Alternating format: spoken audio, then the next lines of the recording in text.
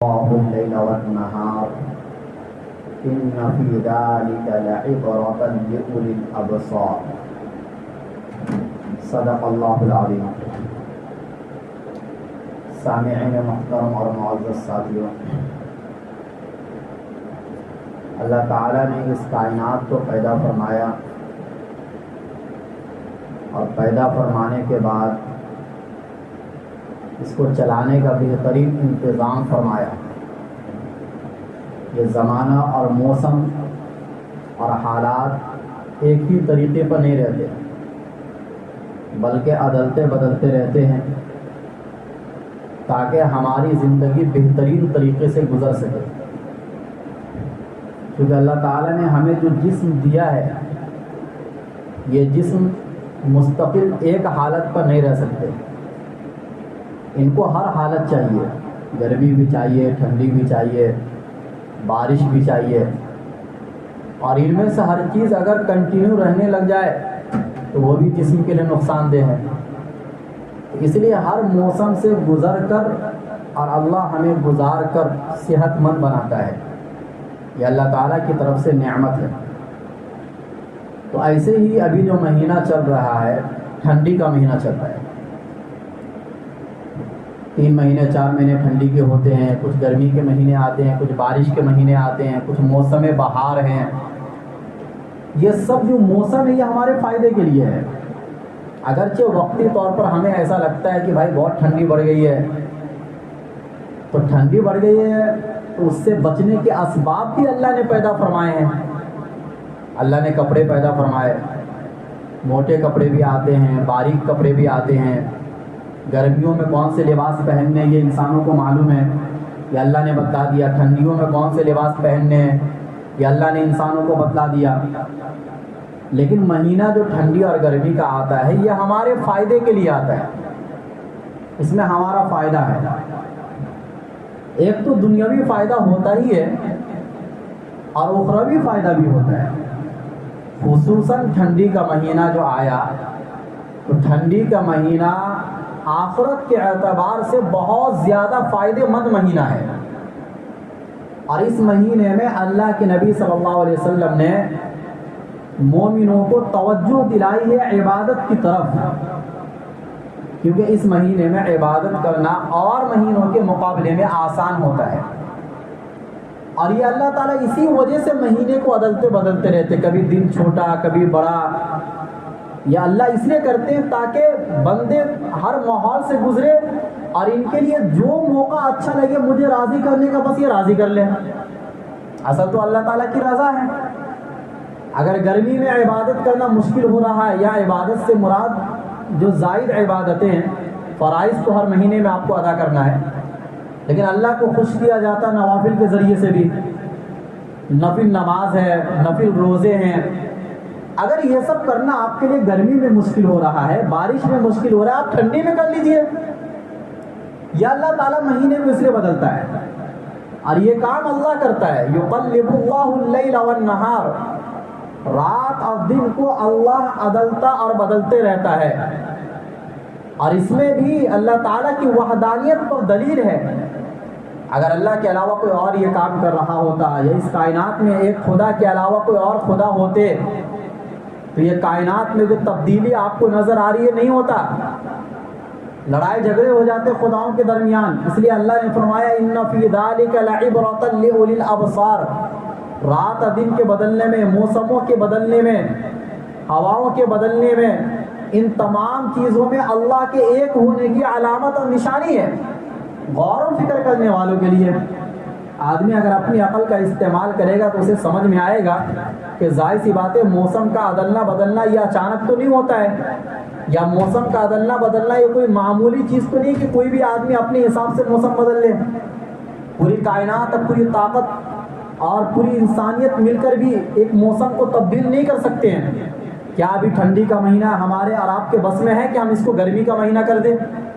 اور اگر گرمی کا مہینہ ہو تو کیا آپ کے اور ہمارے بس میں ہے کہ اس کو آپ ٹھنڈی کا مہینہ کر دیں؟ کوئی نہیں کر سکتا ہے. جو اللہ نے جس طریقے سے مہینے کو بنا دیا، موسم کو بنا دیا، یہ قیامت تک چلتا رہے گا. یہ اللہ تعالیٰ کی قدرت ہے. اور چونکہ ہم عناصر اربعہ سے پیدا ہوئے ہیں، ہماری پیدائش میں 4 چیزوں کی ضرورت پڑی: آگ، پانی، مٹی، ہوا۔ اس لیے اللہ تعالیٰ نے موسم بھی ہر طریقے کا بنایا۔ ہمارے اندر آگ بھی ہے، اللہ نے ٹھنڈی کا موسم بنایا۔ ہمارے اندر پانی بھی ہے، اللہ تعالیٰ نے گرمی کا موسم بنایا۔ یہ ہر موسم اس لیے بنایا تاکہ ہمارے جسم میں اعتدال رہے، اور یہ سب ہمارے فائدے کے لیے، ہمارے جسم کی ترقی کے لیے، ہماری صحت کی بڑھوتری کے لیے ہے۔ لیکن اس کا یہ مطلب نہیں کہ سخت ٹھنڈی کے موسم میں آپ ٹھنڈی میں جا کر بیٹھ جائیں۔ اسباب آپ کو اختیار کرنا ہے ٹھنڈی سے بچنے کے۔ انہی موسموں کے اندر اللہ تعالیٰ ایسی چیزوں کو پیدا کر دیتا ہے جو آپ کے جسم کے لیے فائدہ مند ہوتا ہے۔ تو یہ اللہ تعالیٰ کی قدرت ہے۔ دیکھو دنیا والے تو یہ کہیں گے نا کہ سورج کی وجہ سے ٹھنڈی اور گرمی کا اثر ہوتا ہے، سورج ہم سے تھوڑا قریب ہو جاتا ہے تو گرمی بڑھ جاتی ہے، تھوڑا دور ہم سے ہو جاتا ہے تو اس کی وجہ سے ٹھنڈی آ جاتی ہے۔ یہ بھی وجہ ہے، لیکن اس کے علاوہ ایک باطنی وجہ بھی ہے جو وجہ سائنس ہم کو نہیں بتا سکتی ہے۔ وہ وجہ ہمارے نبی صلی اللہ علیہ وسلم نے بتایا، اور وہ وجہ کیا بتلایا کہ جب اللہ تعالیٰ نے جہنم کو پیدا فرمایا تو جہنم نے اللہ تعالیٰ سے شکایت کی۔ بخاری شریف کی حدیث ہے، شکایت یہ کی کہ اکلا بعضی بعضا، کہ میرا بعض کو کھا رہا ہے۔ جہنم میں گرمی اتنا زیادہ اور آگ اتنی شدید کہ آگ کو کھا رہی ہے۔ یہ شکایت جہنم نے اپنے رب سے کی تو اللہ تعالیٰ نے جہنم کو اجازت دی سال میں 2 مرتبہ سانس لینے کی، ایک مرتبہ سانس باہر پھینکنے کی اور ایک مرتبہ سانس اندر لینے کی۔ اللہ کے نبی صلی اللہ علیہ وسلم نے فرمایا کہ جو تم گرمی محسوس کرتے ہو یہ گویا کہ جہنم کا سانس کو باہر پھینکنا ہے، اور جو تم ٹھنڈی محسوس کرتے ہو یہ گویا کہ جہنم کا سانس کو اپنے اندر لینا ہے۔ اب یہ ایک ایسی وجہ ہے کہ اگر اس وجہ کو آپ سائنس کے سامنے لے کر جائیں وہ نہیں مانے گا، کیونکہ انہیں تو یہ بات سمجھ میں آنے والی نہیں ہے، اور ہر بات کو سائنس کے ریسرچ میں آپ لا بھی نہیں سکتے ہیں۔ یہ غیبی خبر ہے جو اللہ تعالیٰ نے اپنے نبی کو بتلائی، اور ہمارے نبی صلی اللہ علیہ وسلم نے ہمیں اور آپ کو بتلا دیا اور ہمیں پتہ چل گیا۔ تو اصل جو باطنی وجہ ہے وہ جہنم کی وجہ سے ٹھنڈی اور گرمی کے اثرات اس دنیا میں آتے ہیں۔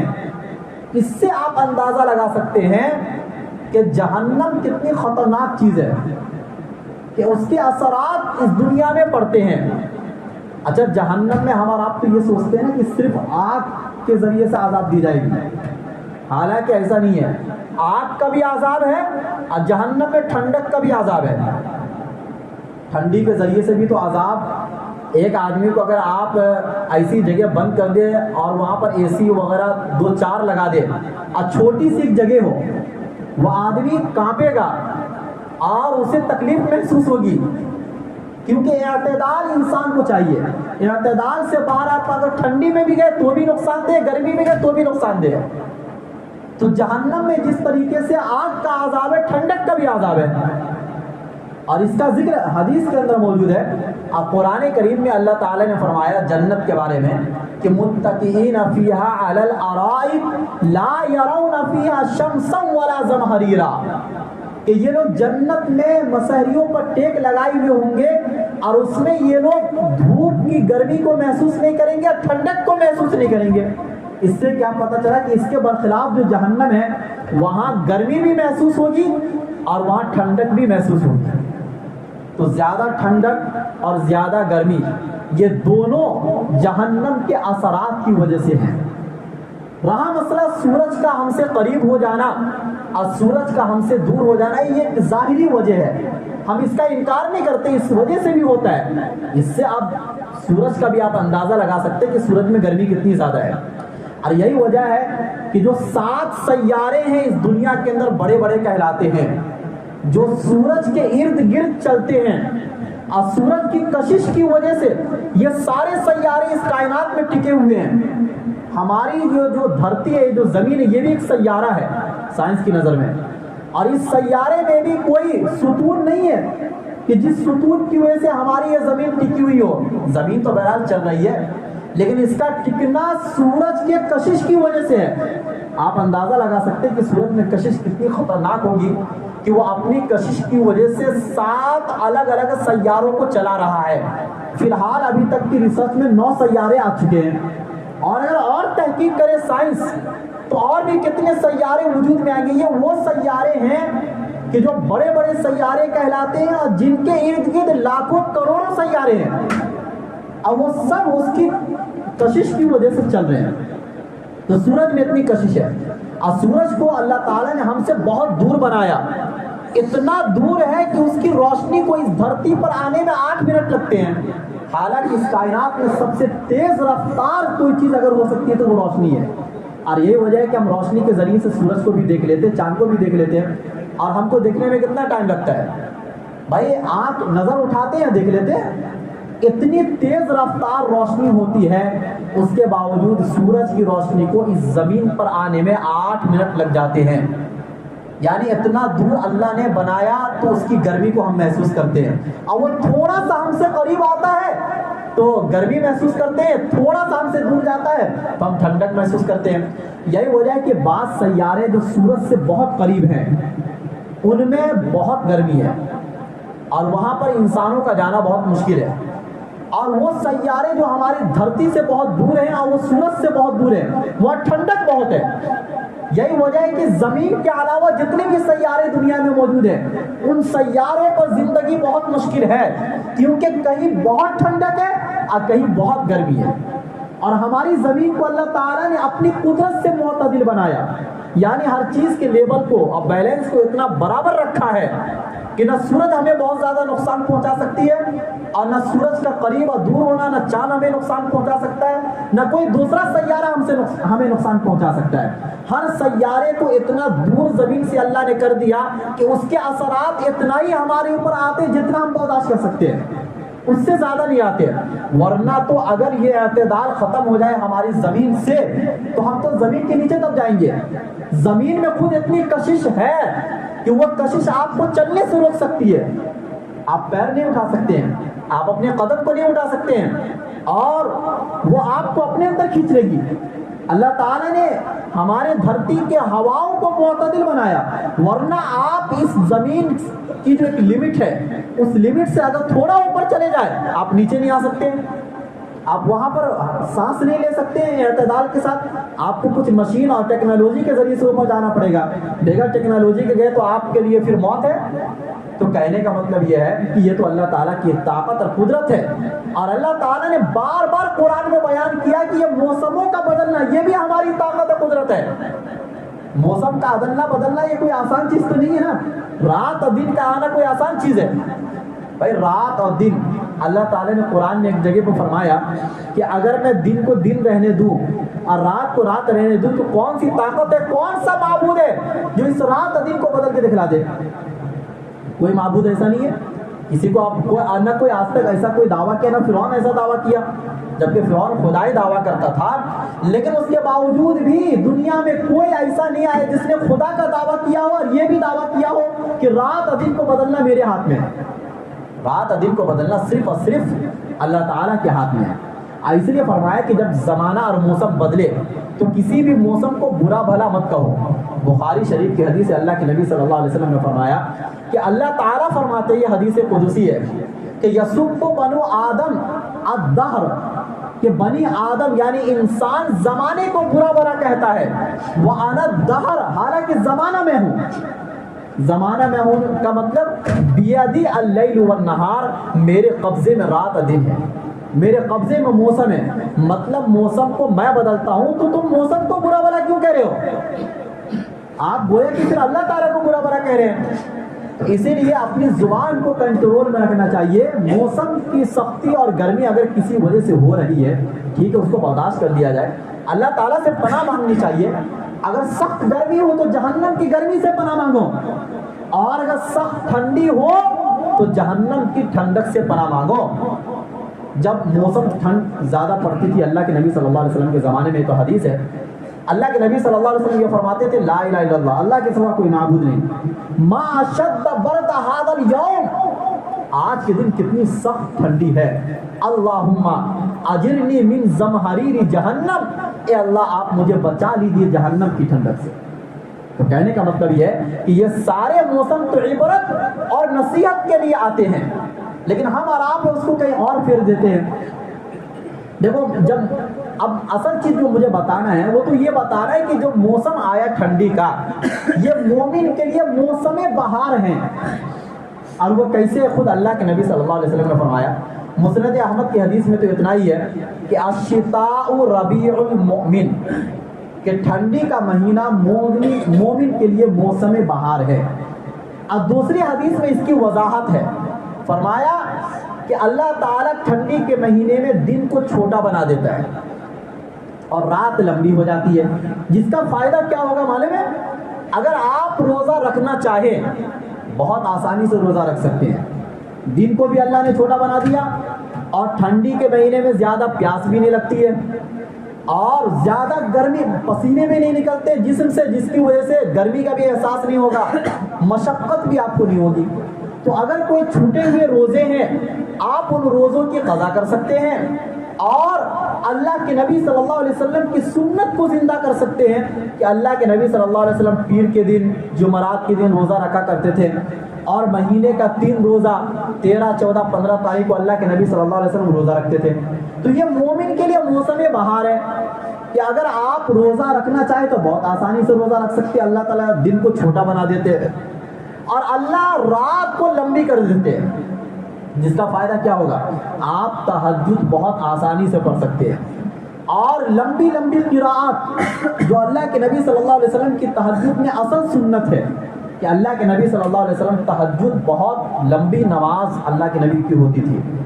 تو ہم اور آپ اگر اتنا لمبا نہیں کر سکتے تو کم سے کم 4 رکعت نماز تو پڑھ سکتے ہیں. فجر کی نماز 6، 6:15، 6:30 بجے تک ہو جاتی ہے، اور آدمی عشاء کی نماز کب پڑھ لیتا ہے؟ 9 بجے فری ہو جاتا ہے. کتنی لمبی رات ہو گئی.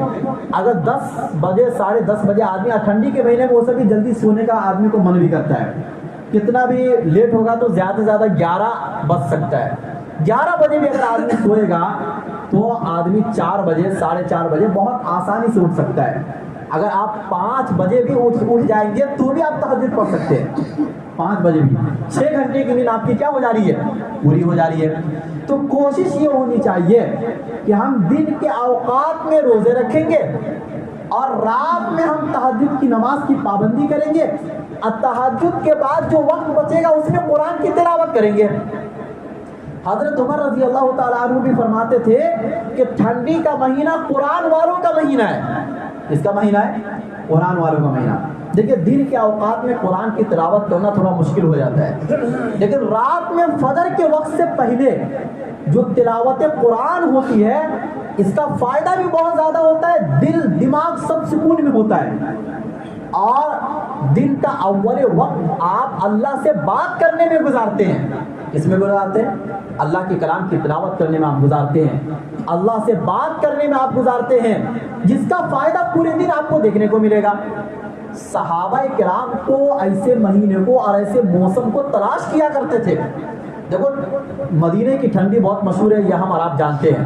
آپ کبھی دسمبر کے مہینے میں اور جنوری کے مہینے میں کبھی عمرہ کرنے جاؤ تو پھر آپ کو سمجھ میں آئے گا کہ مدینے میں جو کہ اتنا ترقی یافتہ زمانہ ہو گیا، ہر طرف بلڈنگیں نظر آتی ہے، تو بھی اتنی سخت ٹھنڈی پڑتی ہے مکہ کے مقابلے میں. مکہ میں تو زیادہ تر گرمیاں ہوتی ہے، لیکن مدینے کی سخت ٹھنڈی بہت مشہور ہے.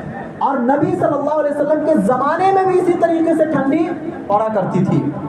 اس کے باوجود بھی حالانکہ ان کے پاس ٹھنڈی سے بچنے کے لیے کپڑے نہیں ہوا کرتے تھے، ہر ایک کے پاس چپل اور جوتے نہیں ہوا کرتے تھے، وہ غربت کا زمانہ تھا، لیکن سخت کڑاکے کی ٹھنڈک میں صحابہ کرام اول وقت میں مسجد نبی میں آ جایا کرتے تھے. تہجد کی نماز سارے صحابہ مسجد نبی میں آ کر ادا کرتے تھے، اور فجر کی نماز نبی صلی اللہ علیہ وسلم کے زمانے میں اول وقت میں ہو جایا کرتی تھی. تو کہنے کا مطلب یہ ہے کہ اگر آپ یہ چاہتے ہیں کہ ٹھنڈی کا مہینہ آیا تو سونے میں مزہ آئے گا، اور آدمی بات بھی یہی ہوتی ہے نا عام طور سے کہ بھائی رات لمبی ہے سونے میں مزہ آئے گا. حالانکہ اللہ تعالیٰ نے رات کو لمبی کیوں بنایا؟ تاکہ آپ کو عبادت میں مزہ آئے. لیکن ہم الٹا کرتے جا رہے ساری چیزوں کو. مہینہ آ کے گزر جاتا ہے, موسم آ کر گزر جاتا ہے.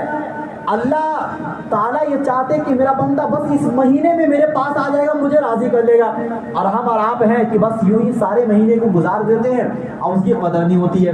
ان اوقات کی ہمیں کل قیامت کے دن اہمیت سمجھ میں آئے گی کہ ہم نے ان وقتوں کو کیوں برباد کر دیا تھا.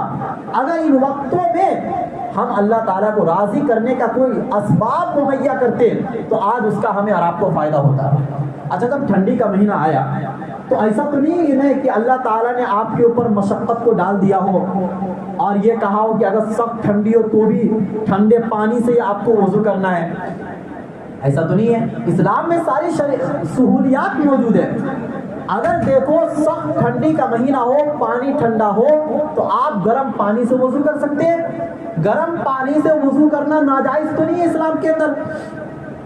سخت ٹھنڈی کا مہینہ ہے, ڈاکٹر نے کہہ دیا کہ آپ پانی نہیں چھو سکتے ہو. اسلام میں تیمم موجود ہے, آپ تیمم کر کے نماز پڑھ سکتے ہیں. اتنی سہولیات ہے.